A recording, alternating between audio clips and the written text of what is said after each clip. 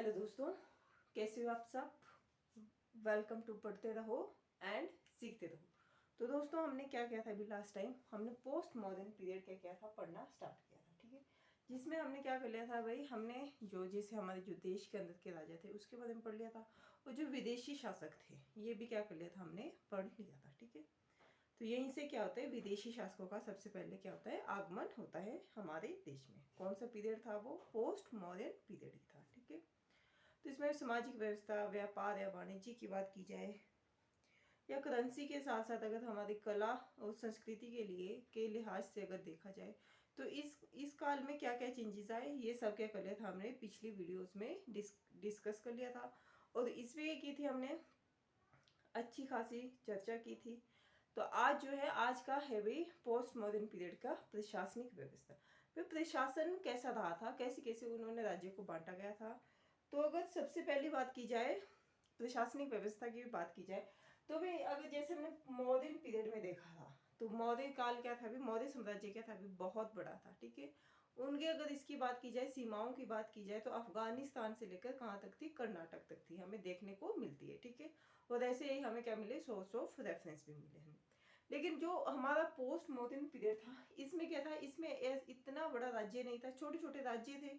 लेकिन जो कुषाण थे या सातवाहन थे, इन्होंने क्या किया था, इन्होंने सच में ही बहुत बड़े इस पे क्या किया था, शासन किया था। लेकिन इसके बावजूद भी इनकी प्रशासनिक व्यवस्था और जो मौर्य काल की प्रशासनिक व्यवस्था है, उसमें हमें कुछ ना कुछ डिफरेंस देखने को मिलता है। ठीक है, ये होगी एक बात। तो सबसे पहली बात तो ये था कि भी जैसे सेंट्रलाइज सिस्टम था, केंद्रीकृत सिस्टम था,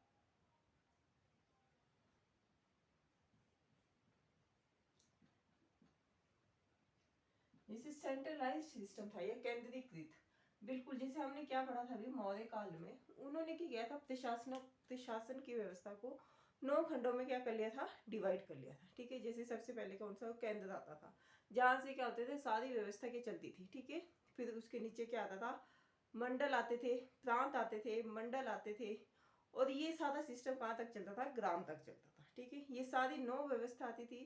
इन्होंने क्या कर दिया था, छोटे छोटे इसमें क्या कर लिया था, अपने सारे प्रशासन को बांट लिया था। ठीक है, लेकिन इसमें ऐसा कुछ नहीं था केंद्रीकृत जैसा जो हमने व्यवस्था मौर्य काल में देखी थी, ऐसी व्यवस्था हमें नहीं देखी जाती, मतलब सेंट्रलाइज सिस्टम हमें नहीं देखने को मिलता है इसमें पोस्ट मॉडर्न पीरियड में। ठीक है, और अगर बात की जाए विकेंद्रीकरण की,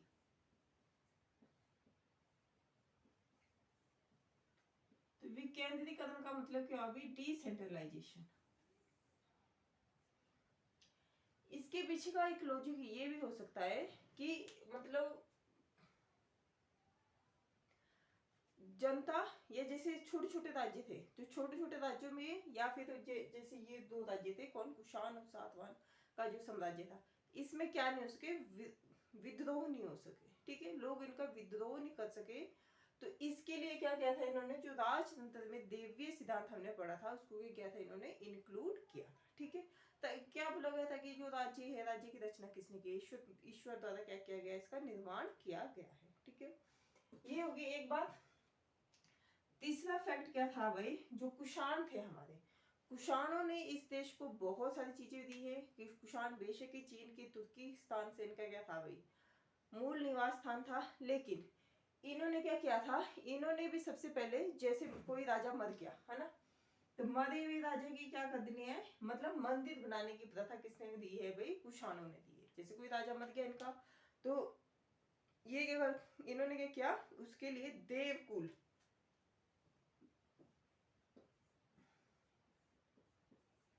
देवकुल की अगर व्यवस्था देखी जाए तो किसने की है, वो कुषाणों ने की है। ठीक है, दूसरा फैक्ट जो कुषाणों ने किया है भाई, मूर्ति पूजा का आरंभ अगर इंडिया में कहीं दिखाई देता है, तो वो कौन थे, कुषाण। जो आजकल हम मूर्ति पूजा करते हैं ना, मूर्ति पूजा का आरंभ कुषाणों द्वारा। और एक और चीज है भी, इनकी उपाधि क्या थी, ये क्वेश्चन क्या रखना है, उपाधि वाला याद रखना है, क्योंकि इसे क्या पूछा जा सकता है, देवपुत्र। ये क्या है, ये इंपॉर्टेंट फैक्ट्स है, बहुत जरूरी है, और क्या हो सकता है एग्जाम में इनको पूछा जा सकता है। ठीक है, फिर अगर बात की जाए सातवाहनों की, तो सातवाहनों ने रिलीजन के हिसाब से क्या किया था, इन्होंने भी बौद्ध धर्म को और जो ब्राह्मण समुदाय था इनके लिए क्या दिए थे, टैक्स फ्री क्या कर दिए थे, गांव कर दिए थे, और इसे क्या कर दिया था, इन्हें दान में भी दे दिए थे। ये हमें कहाँ से पता चलता है सातवाहनों के बारे में, ये हमें पता चलता है सबसे पहले जो इनका नाना घाट अभिलेख है उसमें क्या मिलता है, इनका हमें देखने को मतलब अभिलेखीय क्या है, प्रमाण हमारे पास अवेलेबल है। ठीक है, तो सातवाहनों ने क्या था, जो बौद्ध धर्म के हैं और जो कौन है भाई, ब्राह्मण सही थे, उनके लिए क्या कर दिए थे, टैक्स फ्री गांव क्या कर दिए थे, दान में देने का क्या मिलता है, हमें प्रमाण मिलता है। ठीक है, अब ये तो होगी इनकी बात, कुषाणों की और सातवाहनों की।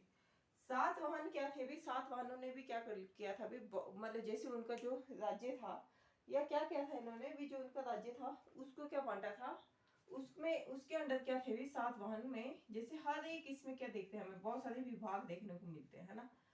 तो विभाग, जो विभाग है जैसे पानी का विभाग है, या जो हमारा क्या करता है, जो देवताओं से संबंधित कुछ चीजें देखता होगा, या जो खाने पीने की वस्तु को देखता होगा, या जो सेनाओं को देखता होगा, है ना, या जो टकसाल या मुद्रा वाला काम देखता होगा। तो सातवाहन ने क्या किया था, ये जो विभाग थे, अलग अलग विभाग थे, इनको क्या कर दिया था, डिवाइड कर लिया था, है ना, अलग अलग विभाग को डिवाइड कर लिया था, और उसको क्या कहा जाता था, इन विभागों को कहा जाता था आहार।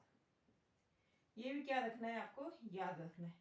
और ये किसके अंडर होते थे, अमात्य क्या होता था, इनका हेड होता था, जैसे अध्यक्ष टाइप का कौन होता था भी, अमात्य हुआ करता था।